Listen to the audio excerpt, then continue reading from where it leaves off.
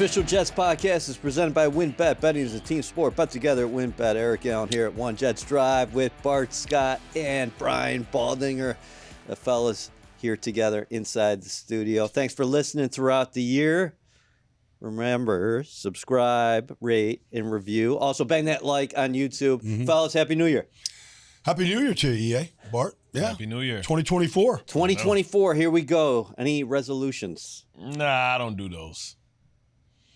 How about you, Baldy? Health and wealth. That's all I ask for. Yeah, I mean, I ask for the same thing every year, basically, in one way or the other. Just give me healthy, like, let me go up and down the steps, without a cane. Like, the basics. Okay. So health and wealth. We know you got one of those. Well, health is wealth. Yeah? Yeah. How about the squatting plan? Squatting plan for you. Exercise, squatting. Yeah. Well, this is a part of the year I look for because it's the dead part of the year. So you get opportunity to kind of address the things that you've always wanted. I plan on picking up the guitar. Really? Yep. So I'm going to do the guitar. And then I'm Play a little country music. Yeah, you know what I'm saying? Picking a little country. Little Randy Travis, That's you know what something I'm saying? I didn't see. I didn't see that coming. Well, I always felt that a man isn't whole until he has a nonverbal way of communicating. And I can't sing. So You take the guitar over the piano or over the drums? yeah, just the bass is just. Because you look like you could be a decent drummer. Yeah, but the bass is just funky though. You know what I Yeah, mean? okay. The All right. bass is the drum Yeah, all right. of the strings. In my Yeah, opinion. okay. The rhythm and the Fair pump. enough. I mean, I think about all those, being a Motown baby, I think about all those. Yo, that was deep right there. Little smoky. Baldy, how about you? You're all in football right now, but have you planned any vacations coming up once the season? Yeah, I'll be is diving. over? I'll be diving with some reef sharks in Belize. Oh, wow. I'll be living in Costa Rica. My buddy's got a house down there right now. So I'll be in Costa. I've been invited out for this football camp in Maui, wow. to coach and teach a little bit. So I'll be out there. And, there's always like 2 or 3 destinations unknown that are just going to pop up. Yep. Let's go. Yeah. Like I got a passport. We'll travel. Let's go. Man, I love it. Okay, so let's talk Jets. How about resolutions for the Jets, starting with you, Bart? Protection. For me, it's all about going out and getting the best offensive line that you can put together. I'm talking about, they may need 5 new guys in this building. I like Carter Warren. I see he's scrappy. I think we really hit on Tippmann. I mean, it's unfortunate that you continue to lose Vera Tucker. He has to change that narrative about not being able to stay healthy. I would love to see him go back to left guard and just be where he's and stay at one spot and become the most dominant left guard in all of football. I understand that, they flirt with the right tackle and all that stuff with his athleticism, but I'd rather him play what he came to the NFL and intended to play and build around that, because I love the fact between him and Tippmann right next to each other and each other's ear, leaning with each other and talking to each other and build it on the way out from there. So that means going out and drafting a offensive tackle, and hopefully we can find a Tristan Wirth, a guy that's ready to contribute week 1. And then go out in free agency. The Jets, when you look at it, are the only team without a high-price lineman, right? We talk about, you go to anyone, whether you go to Ravens, Ronnie Stanley, you go to Miami, Armstead, you go, out to, the Chargers. Everybody has a $100 million guy. Trent Williams. Yeah, Trent Williams. Everybody has a guy, right? You look at the Lions. It's time for the Jets to get a guy. When you look at the old formula, they drafted Mango, they drafted DeBrickashaw, they went out and spent money on Woody and Faneca, right? And then they developed Brandon Moore. They need to go with that same pay 2, draft 2. So that's got to be music to your ears. Oh, totally. This guy's talking about nonverbal communication, being whole as a man, and then he's singing the tune of... that's primal. Yeah, but offensive line is primal. all you have to do, it never changes, honestly. You build in the trenches. Obviously, they put a lot of resources in the defensive line, and it's paid off. But, they can't keep these guys healthy. And the great offensive lines, they literally line up with the same guys every week, for the most part. And so you look at the teams going to the playoffs right now, and you look at their offensive lines. You look at Dallas and what they have. You look at Philly, what they have. You look at San Francisco. You look at the Rams and why they've turned things around. They fixed their offensive line. Detroit. They drafted Avila. They got Dotson. They've developed Ballard Jackson. They fixed it. Stafford's got protection. He's got time. We just saw it against the Giants on Sunday. You've got to get that. You look at Cleveland and the stability they have for Joe Flacco. Yeah. Joe wouldn't be successful here right now with what the changing of the lines every week and the injuries that they've had. But behind Wyatt Teller and Ethan Posick and Batonio, he can play his game. That's a key point there because all situations are not the same because I think people are seeing Flacco's success now and going back in time, right? Yeah. You can't, it's money more than quarterback. You know what I'm saying? Environments matter, right? And we can continue to exercise and go to the Detroit Lions, who may have arguably the best out of the bunch, right? And we talk about the years, deciding to go with Sewell and not, go with the sexy pick and, going with him when they had the opportunity because they knew they had to build a foundation. Like, not having an offensive line is not having a basement, not having a rebar underneath. If a storm comes, the house ain't gonna stand. As long as it's sunny, it's all good. But the odds of it staying sunny is never a good remedy to think of. My mom really enjoys all your phrases. Yeah. She talks about them all over the years. My Bart-isms. Yeah, Bart-isms. No doubt. She's been talking about those for a long time. Let's further this conversation about resolutions, additional resolutions for the Jets heading into 2024, Baldy. Well, I think the quarterback situation is obviously the story here. And, whatever Aaron Rodgers' long-term plans are fine. But they need a quarterback, period. I mean, if Aaron plays one more year, if he stays healthy and you go to the playoffs, great. You're going to need a quarterback, period. And you got to get the position fixed. Yeah. And so if you're going to fix the offensive line, you have to have the long-term answer. If you look at, say Jordan Love, I think he's a long-term answer in Green Bay. Now, we got to find out. We got to see. But he looks the part. He sat there for 3 years, and he got his chance, and he's played pretty well, in some games excellent. That's just one example. But you need to develop a guy. Yeah. No matter who the coach is here, whatever Aaron Rodgers' future is, you got to find a quarterback. That position is not going to go away. Aaron is a stopgap. That's the way you have to look at it. But you've got to, and this is a good draft for quarterbacks. You got to find that guy. I mean, if San Francisco didn't find Brock Purdy, we wouldn't be talking about the 49ers at all right now. They missed on Trey Lance. They missed. Yeah. Garoppolo was a stopgap guy, because of his injury history. And he did all that he could. And they built a team around him, which was good, and all teams should continue to build. But they found Brock Purdy. However they found him. But you've got to find that guy.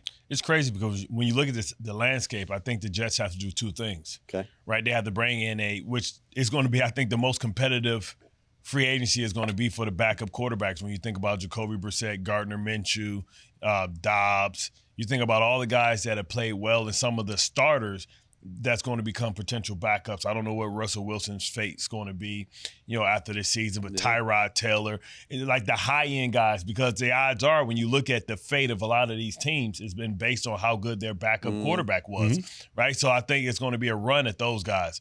But the Jets also need to be able to get a guy that maybe is going to have a red shirt year, right? And hopefully in 2 years he's ready to go.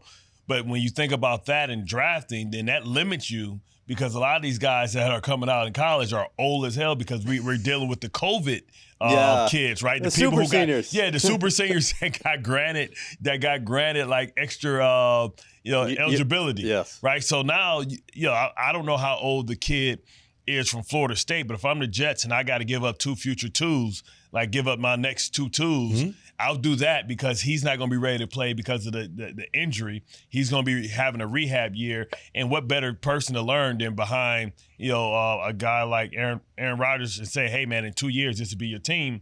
But also by you getting this guy in the second round, you're not investing too much upfront, signing bonus money, but also he's going to hit the market a little earlier because you only have his rights for 4 years. So year 3, you'll get a chance to see what his worth is. And I look at a guy like that had his team undefeated in a Power 5 conference and say, hey, maybe this guy can be a guy that we can strike gold with. And maybe people will overlook him, for the time being, and you can slip into the second round and be able to get a guy like that. You mentioned Rodgers about potentially being a stopgap. The way he's talking, though, and we talked about it 2 last week. 2 years is still a stopgap. What if he plays 3? No, it's still a stopgap. When you talk about transition and handing the baton, you're talking about do I have my quarterback position locked up for the next 5 years? No, and I completely agree with that. But my point on this is when you're looking at the offseason, you can't get one of those top quarterbacks early if you want to address the offensive line. It feels like it kind of either. This is going to be a great year for offensive tackles. This might be the best draft for offensive tackles we've seen in a long, long time. There's going to probably be 3, 4 taken in the top 10, 12 picks. It's just the way it's going to fall. And you can't, like, if Aaron Rodgers is going to say, get me one of those guys. Not that he's making Joe Douglas's decision, but if you have a chance in one of these top quarterbacks or an offensive tackle, like, that's a debate. Honestly, like, you need to tackle, no question about it. Yes. Aaron Rodgers needs a tackle. The Jets franchise needs a franchise tackle. But if one of these quarterbacks are there, like, that debate is going to rage for 4 months. Well, we talk about, what is it, Les Snead, F them picks, right? Yeah. Like, you talk about that. That's because the future is now. So and you think this is where the Jets are at 2024? Yeah, the future's now. So like you pay the credit card bill later, right? But you buy, right? And I don't care if it costs you next year's first, next year's second, or whatever. Like you said, you can get both. You can walk and chew gum at the same time. Right, you can go out and say, "Hey, I'll give somebody like at the bottom there." When you get to the bottom of that draft, it's going to be guys that are looking to buy assets, right? To get assets, or their team are pretty set. Remember, because they just went to the Super Bowl, right? Especially if they're in great salary cap health, and you got to say, "Hey, man, listen, I'll give you next year's 2 or something like that." You got to be creative in how you go address all the problems and issues you have. And the problem is the Jets don't have a lot of issues. The offensive line is the issue. Like, I don't think if the Jets rolled out the same defense that they rolled out this year, they'll be fine.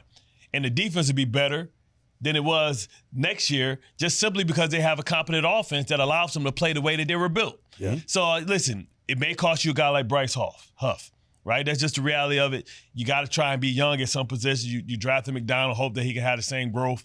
You see it down there with Baltimore. They had to let some veterans go. Justin Houston had his best year, but they had to say, hey, Owe and Ojobu gives us the best chance, and they're cheap.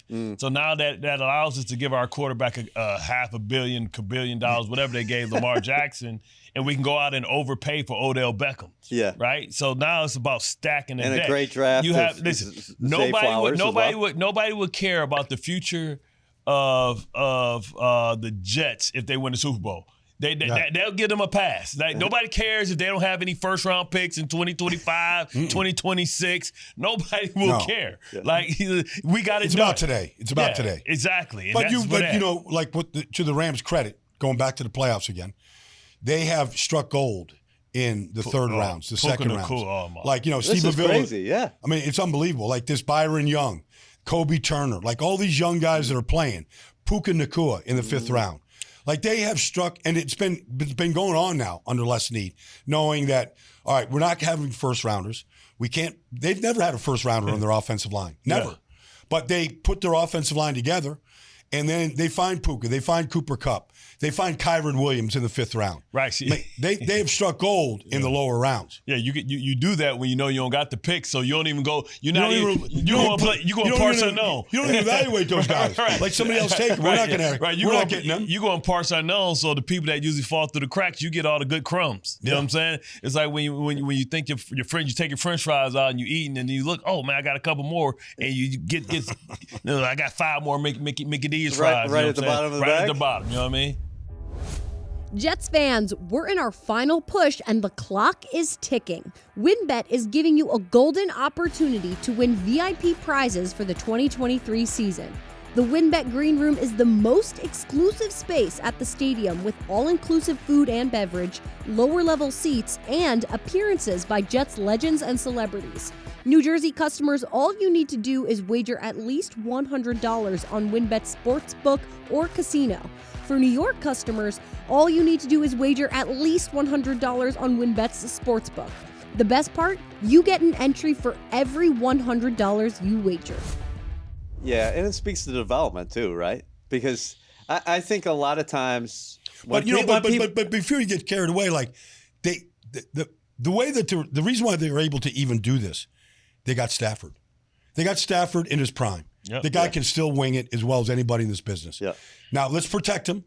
We struck gold with Puka. We didn't know that. Nobody knew that he would be, this good. But, they drafted him. But they have a quarterback that knows how to throw him open, get him the ball. They got a competent, obviously head coach that knows how to call plays, design offense. But they fixed the quarterback position. They said Jared Goff got him to a Super Bowl. He's not good enough. We have another guy out there. We're going to give up some assets, but we're going to make that position even better. Yeah. I know it looks far away at times, and it certainly has against the Bills here late in the year, against the Dolphins, against the Browns. But to your point before, you put Rodgers on the field, that impacts not only the offense, but the defense. Yeah. Because even if you're not scoring the football, you're moving the ball. You're putting your team in different situations. You're making teams have to, you're flipping the film with the punter and the kicker.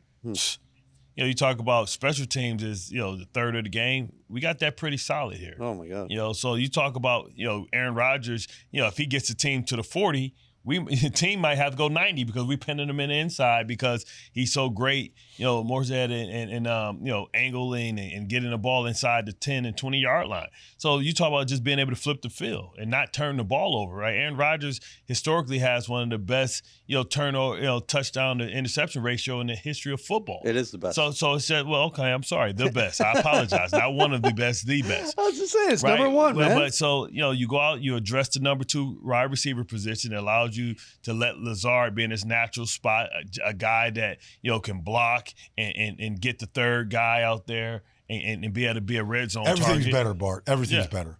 The defense plays with the lead. Like, let those guys just go. Turn them loose. Everything changes, EA, to your point. His war is at least 3 wins. Yeah, and that's what you said last week. His war is at least 3 wins. Like, he's going to win you 3 simply from doing special stuff, whether it's last-minute drives, whether it's, coming back and, making big plays or something like that. So you just stack a 3 on there, and that's the baseline. All right. Let's focus on this week for a moment. Jets, Patriots, closing the season. Neither team's going to the playoffs. We know that. Old rivalry. Patriots have won the last 15 regular season games in the series. Robert Saleh has always emphasized finishing to his guys, but what do you make of the landscape here? Not only with the Jets, but with the Patriots. People are talking about Bill Belichick. Is he back next year? Also, they're in an interesting draft position. You guys are talking about quarterbacks. I'll tell you what, if the Patriots get a competent quarterback, they should be a very good team next year as well. Well, I think Bill Belichick has always had a special spot to beat the Jets. He just has. Rex came in here, he said what he said right away. And so, there's just certain, it's a division game. In Bill's speech, it's the next game, it's the most important, all that stuff. But there is a special spot to beat the Jets when you're a New England Patriot and you're Bill Belichick. The draft position, I never worry about that. Honestly, you can't predict what's going to happen anyways in the draft at the beginning of January. You try to win games. That's what players are built to do. That's what we're trained to do. We're trained to win games. Fans can talk about draft position. That's their job. Our job is to win games. Yeah. And they need to win a game. It'd be interesting, right, when you think about it, because I believe if New England wins and Washington can slide into that spot. And, they believed in Sam Howell, right? And they tried to tell us that he was the future. They moved on from Heineke. They didn't go out and try and get, aggressive for Jimmy G or Derek Carr. So, but it's going to test them, right? It's going to test them. If you don't get that position right, everybody gets fired. They're going to clean house in Washington. I think they're going to clean house anyway. Yeah, they're going to clean. Right. So I wonder, when you think about it, will they go for – because Sam Howell is their guy. May not be the new regime's guy. That's right. Of course. And, Josh Harris is a new owner. There's going to be a new regime in there all the way top to bottom. And why wouldn't you just start fresh? Right. So if you have a guy that's a legitimate guy to build around. So that's what I'm speaking to. I'm speaking to New England win the game. That's how dramatic it gets, because I think we say that it's Caleb and Drake May, and then it's a little drop off. So I wonder the difference. But if you look at the teams at the top of the draft, if you look at Chicago picking number 1, Carolina, I don't think they're going to move on from Justin Fields. I think they're going to keep him. Okay. But, I don't know. That's a conversation the Bears got to have. Build around a rookie quarterback. Let Justin go. Three number ones. Exactly. Yeah, three number ones. Yeah, they could be solid. But you could have the teams at the top of the draft. Neither one of them might not take a quarterback. So these guys of course, might drop. Arizona's going to take Marvin Harris, right? So that spot's for sale. Right. But I'm laughing because, right, when you look at it, if you're Chicago and Justin Fields, you probably can get a late one from somebody. Like Atlanta. If I was Atlanta. Yeah, I would love to see him in Atlanta, right? Me too. If you can get like a mid pick for Justin Fields, He's going back home. Yeah, you're pretty much set. But if you're Chicago and Caleb Williams becomes a baller, not only did you pass on Caleb Williams, you passed on C.J. Stroud. Yeah. Like, do you really want to be known After as the passing organization? on Mahomes. Right. Yeah. Would you want to be the organization that They passed took Trubisky over Mahomes. Would you want to be the organization that passed on Patrick Mahomes, C.J. Stroud, and people who we talk about reminds of Mahomes and Caleb Williams? Yeah. Do you really want that on your organizational resume? That is your resume. That is the resume. Like, we're just long suffering. Right. Just continue to suffer. And we were in prime position to fix it. So I don't know. Like, Justin Fields is I go on all these talk shows in Chicago, and we've been debating this forever. I love Justin Fields. I think he's here to stay, and he's only getting better. But if you get a chance to build around a rookie quarterback in Caleb, and you got the number one pick, and you could take him, and you could get something for Justin, plus what you had last year, and now you have 4 years to build this team with a rookie contract to build this thing into a Super Bowl contender. Yeah. Like, it's a lot more attractive if Caleb or Drake or whoever is the guy, and you got it right. Because the Bears, I'm like, hey, you can trade down with the second pick that you have, and if you trade Justin Fields, they can have 3 first-round draft picks, trade down and get three twos. They could be the entire draft. It is a franchise-altering choice for them. Bottom line, they'll be the team to watch here in the offseason. But also, that's what I'm saying. If you're the Jets and one of those quarterbacks fall, like, what do? You know, some people had Penix out of the first round. Not anymore. But I think he's going to play well against Michigan too. Yeah, but so if Penix is there, knowing that Aaron Rodgers is going to leave, I know you need a tackle. But okay, so we're gonna have plenty of time to talk about this in the offseason. But I mean, you can buy what else you need. You can buy.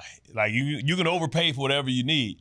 Like, say, hey, Aaron, we'll give up next year's for Devontae Adams, and then we'll go out and we'll just blow all our money on Austin Peete and Dotson and bring you 2 guys in. This guy's going to dive into the film shortly on all these top college prospects. I have a tough time right now because from afar, not studying the tape, I like all those 3 quarterbacks at the top of the draft. Caleb is a special. What about the kid from LSU? Well, okay. He's little. Yeah, he brings another dimension in terms of being a dual threat. But, here's the thing. Like, we're going to, once next Monday ends and college football's over. The warts are going to come out. But there's a 4-month. I mean, when Cam Newton came out, they tried to strip him and say all the things Lamar he couldn't Jackson, do. Josh Allen. I mean, all these guys, right? So, we're going to go through this. They all go through the car wash in the process, and yet we still don't get it right. Yeah. Like, you're still going to get some of these guys wrong. No matter what we think about them now or what we say they can't do. Like, I just remember the draft reports of Mahomes. Like, his mechanics won't work in the NFL. Like, that was what everybody said. Look at this kid. And, Gruden knew he was the best quarterback, and, Sean Payton knew he was the best quarterback, and obviously Andy Reid knew he was the best quarterback. Well, we have a guy that's probably going to win his second MVP at the age of 26. Right. And Ozzie was the only one that said. And they wanted him to run a 40 to see if he could play receiver. Exactly. Right. And they traded back at the end of that first round to take Lamar. Right. And that was Ozzie's last pick. Yeah.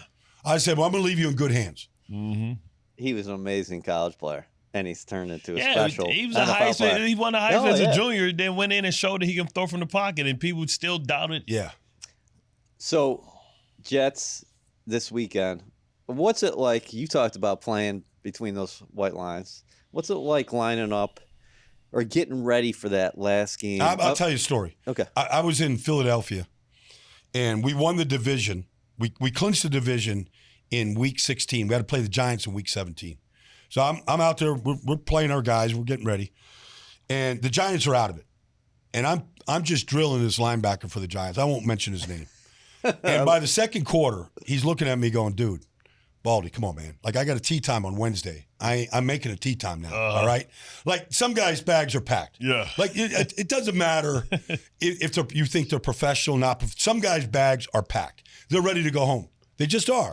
And there's some guys, like, they're just banshees. They can't wait to play another football game. Yeah. Like, it's not about coaching or leaders. It's just the end of the season. Yeah. Some guys will approach it totally. The end of anything. Yeah. Right? The end of anything. School. In the last day of work before vacation. we all experience it. Yes. But what's your reaction when you're popping a guy in the mouth? You're driving him back. I'm laughing. You are? I'm laughing. Like, look, it's week 17. The game is meaningless. There's a lot of meaningless games this weekend. Yeah. All right? There just is. And so you're playing out the string. Like, we're going to the playoffs next week. We got a wild card game. We don't know who we're going to play yet. But, like, I'm laughing with him. Like, I respect the guy. He's been a great player. Like, it's not like he's like he's just quit. He's just like, come on, man. Like, why are you going so hard, man? I ain't trying to go hard. Right? So you played in the postseason a lot. Yeah. When you're in that final game and you're not playing the week after or the week after if you have a bye. Yeah. What's that like?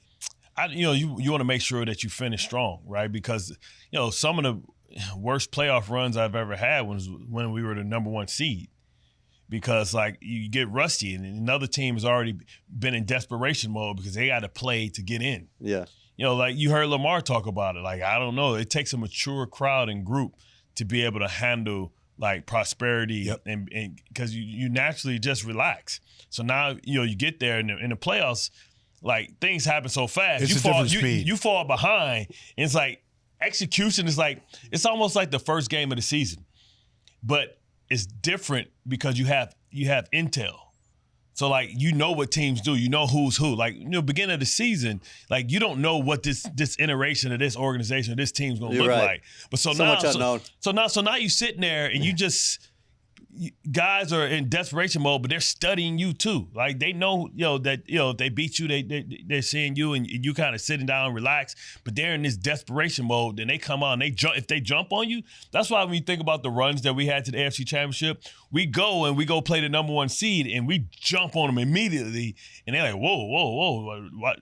They jacked them on Mountain Dew because we're already in the speed of the desperation the game and the speed of the postseason. Yeah. It's played every game from late in the year was a playoff game. But it's played at a higher speed. Yeah. Right? So then, teams that just get into it for the first time and a team that's already been in it, like it takes them a quarter or so to catch up to the speed, right? In the desperation. So I always prefer to like play during the wild card. I know it's harder because your body may not be able to hold up because you lose all your freshness and if guys get injured.